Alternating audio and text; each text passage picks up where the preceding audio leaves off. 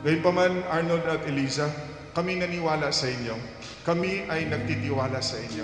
At kami ay nakabantay sa inyo, lalo na inyong mga magulang, mga ninong at mga ninang.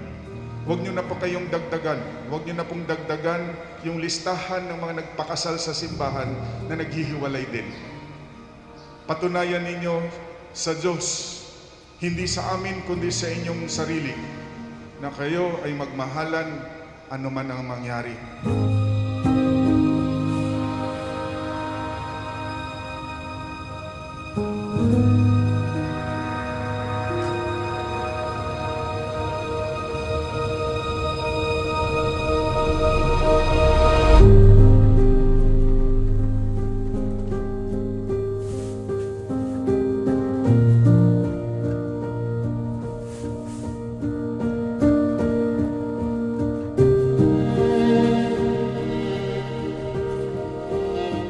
Yes, ang inyong pipirmahan mamaya, papel lang yan.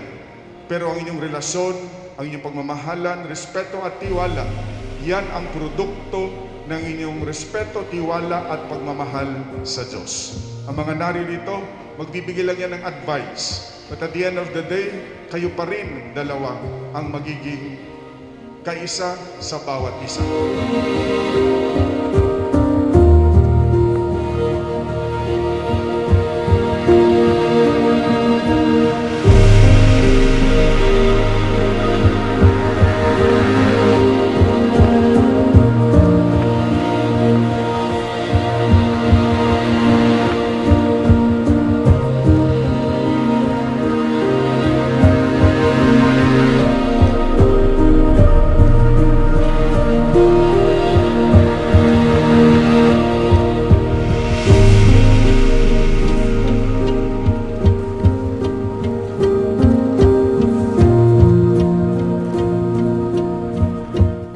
Therefore, magkakaisa kayo, isip, puso at kaluluwa.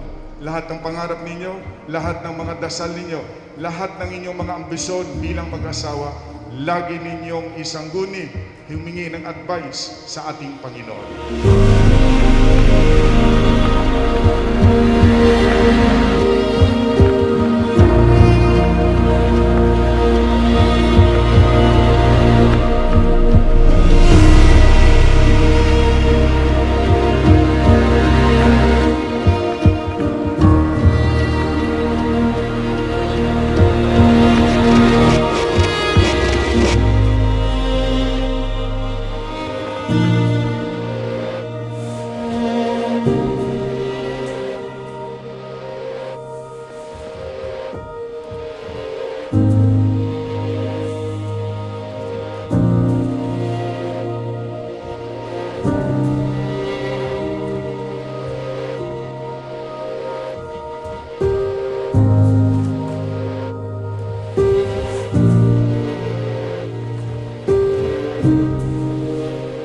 And so Arnold, you may now kiss your wife.